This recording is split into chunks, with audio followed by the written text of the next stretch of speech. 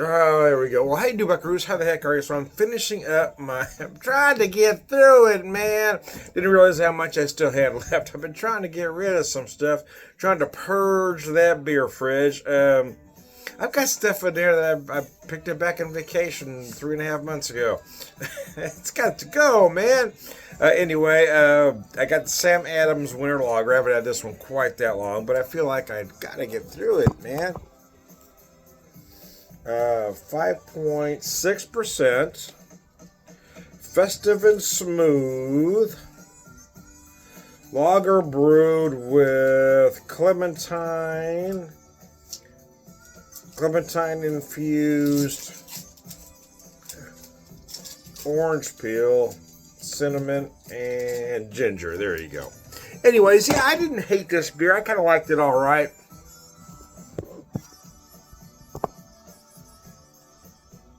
I actually used one can. I did. I used one can to marinate or brine some chicken thighs. It really worked great in that capacity. At the local bar. Oh, I should have paused my music. I'm going to get a flag now. The YouTube police are going to come down on me because I didn't pause the music. Anyways, I got carried away, man. I was feeling it. Anyway, there's some Wet Willie there. I hope I don't get in trouble. But hey, man, I'm not trying to profit on the song.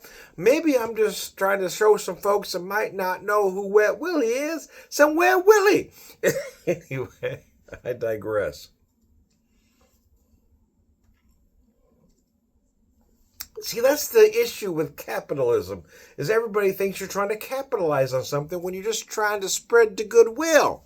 I'm not trying to make money off this Wet Willie song. I'm not even making any money off this video. But maybe there's somebody watching this video and say, hey, I like that song. Who was that? And I get to tell them, that's Wet Willie. Anyways, I digress. But that is the problem with capitalism, is everybody thinks they have to make a profit. Everybody is about themselves and can't imagine the fact that there are some folks that are just benevolent. Imagine that. Can be. That there maybe some people are just trying to do good for the sake of good and not trying to make money off of it. Tom, no, that's not American.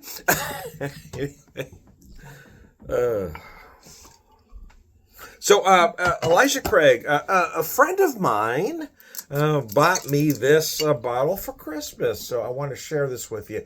This is Elijah Craig Toasted Barrel Kentucky Straight Bourbon Whiskey at 94. Our small batch bourbon finished in toasted new oak barrels. So there we go.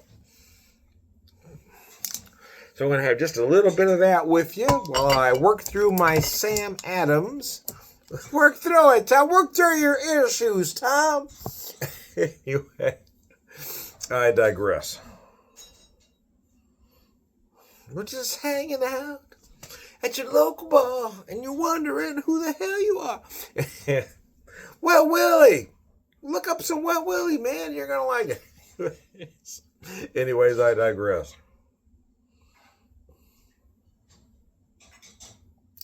But I digress. Anyway. But I digress, man. Anyways, Sláinte. A lot of big vanilla on the nose. Might even find some,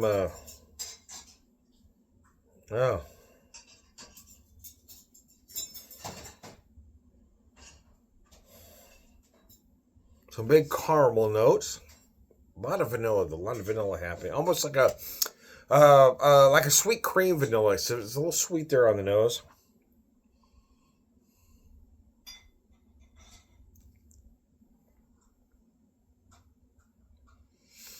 Yeah, it's interesting though. The nose will lend you to believe it's going to be very sweet because you get a lot of sugars on the nose, especially a lot of vanilla, like I was mentioning. But it doesn't hit you with a lot of sweetness.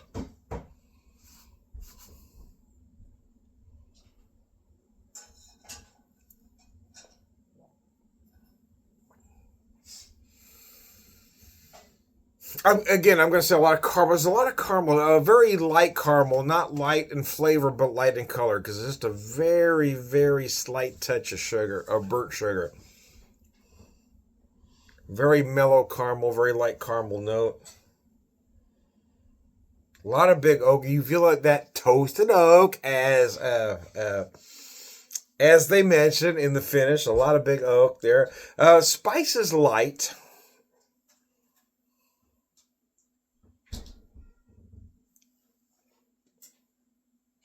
You might feel some cinnamon, allspice. See, this is the part that's all up to you, right? You're only going to taste things that you know. So if you're not familiar with a lot of spice notes, you're not going to taste them.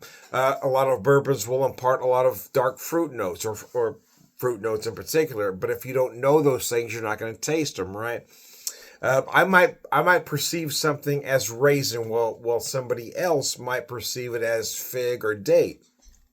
And back to the spice. Yeah, that's the point. Is I use a lot of spices. I eat a lot of spice, so I might pick up something that somebody else might not. It's all perception. There's no reality to it, right? Those things aren't actually in here. It's all in how you perceive it.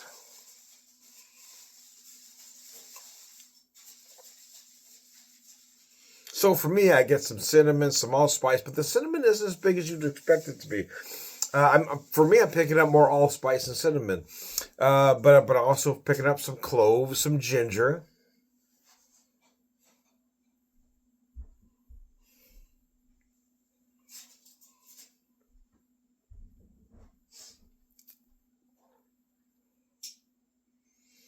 But for me, and again, back to the fruit I was talking about. Yeah, I don't eat date or fig, so I'm not going to taste them per se. But I am picking up some raisin notes.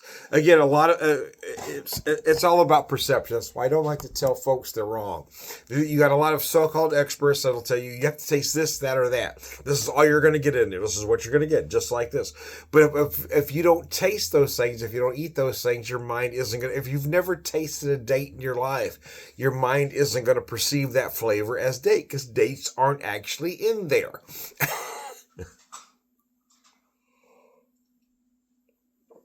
So it's all about perception, right? So if you only taste this, that, or that, you're not wrong. So I never tell anybody you're wrong, because quite frankly, you're never wrong. Not everybody's going to like everything. Not everybody's going to pick out everything. We're all going to taste it slightly different.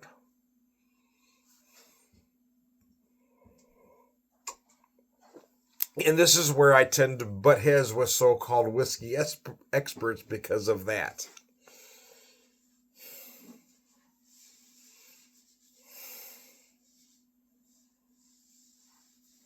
Because that's why a lot of folks don't get heavily into certain things, because you always got this one. There's always that guy, right? There's always that guy who says, no, it's this. Yeah. Okay, I'm done. There's always that guy, right? The truth is, everybody tastes things differently. What you get is what you get, so nobody is ever wrong. What you taste is what you taste.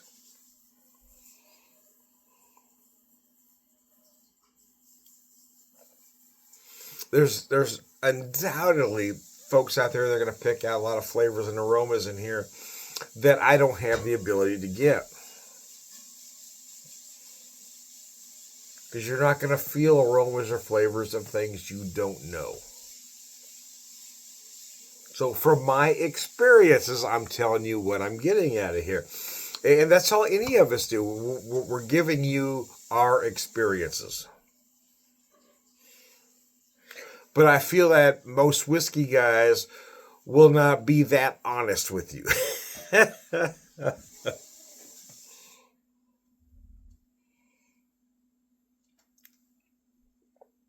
But I will be honest though, as far as one thing, as I look at my bar cart, this Elijah Craig is the only mainstream whiskey that I have. Everything else is small craft distillery product, and that's what I am all about.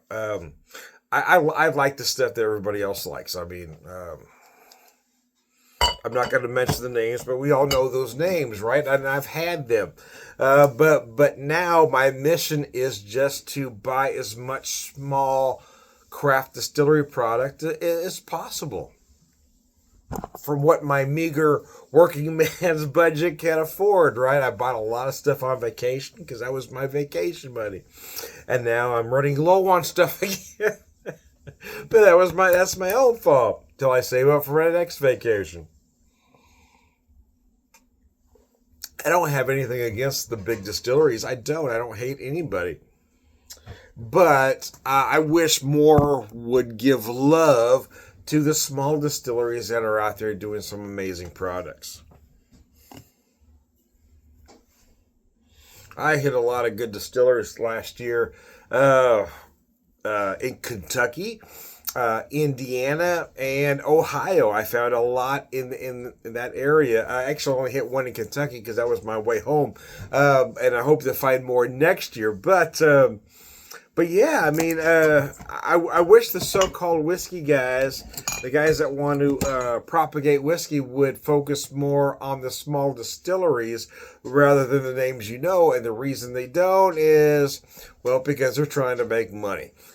Anyways, don't get me. I'm not going to get into it. Don't do it, Tom. I'm not going to do it again. Well, not today. I will do it again. I'm not going to lie to you. Excuse me, not for this particular video. I just want to focus on this particular whiskey at the moment. This Elijah Craig is nice.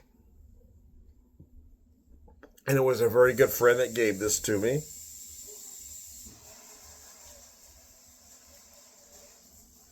So once again, thank you, Kim. I really appreciate it. And Kim is very good friends with my wife, so there's no funny business going on, but I want to make that clear. But anyway, this is it is nice.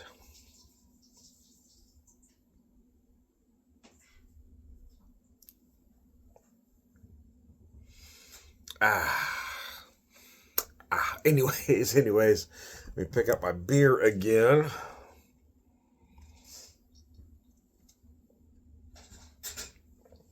The Winter Lager. You know, what's interesting about that beer is I'm not necessarily a big fan of spiced beers, but this one really comes across well. They do everything right. They put all those flavors and aromas together in exactly the right way. You really feel that ginger for me.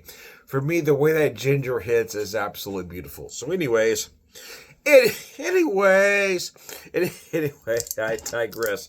Let me show you this bottle one more time. Elijah Craig, Toasted Barrel, Kentucky Straight Bourbon Whiskey, Toasted Barrel, set 94 proof.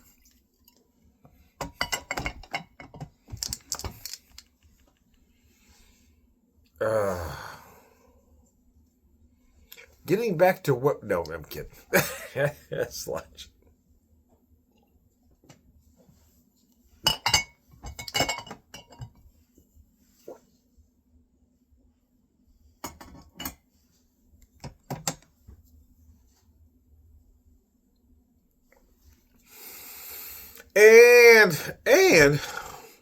And not for nothing, as we finish. Does anybody use that phrase anymore? It was kind of one of those 90s phrases that popped up. We were using it in the 80s too, but I don't hear it much anymore. I don't think I've heard it much past 2000. Not for nothing, but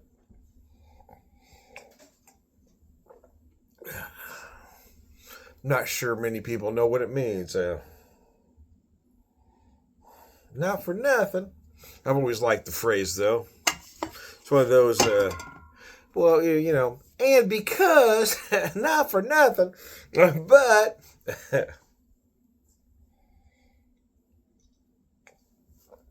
you may have left out. Anyways, I digress. The Sam Adams Winter Lager. Not for nothing, but it ain't bad. Anyway, yeah, I've heard that phrase a long time. It just crossed my mind. So, used to hear that a lot in the 90s. Not for nothing. A lot of TV shows used it. Not for nothing, but.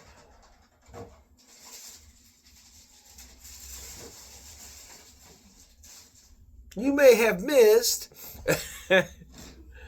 There's a lot of ways you may have missed, but yeah, that's what not for nothing means. You may have missed, but you may have misinterpreted, but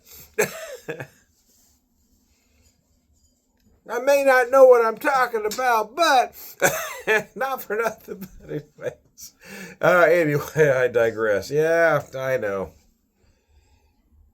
That's my MO. I've got to ride it till the wheels fall off. I've got to ride it till the wheels. Got to take it right to the ground, don't you, Tom? You never know where that line is. How do you know you've gone too far until you've gone too far? It's been my well, that should be my memoir. I like to make it. I like to have a more colorful title, but never. But not for nothing. But that's what it'll be about. He had to ride until the wheels fell off.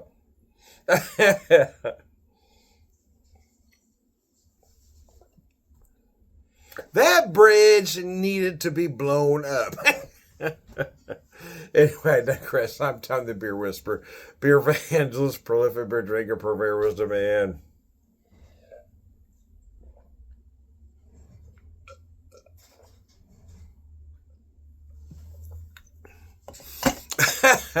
all around good guy, Sludge.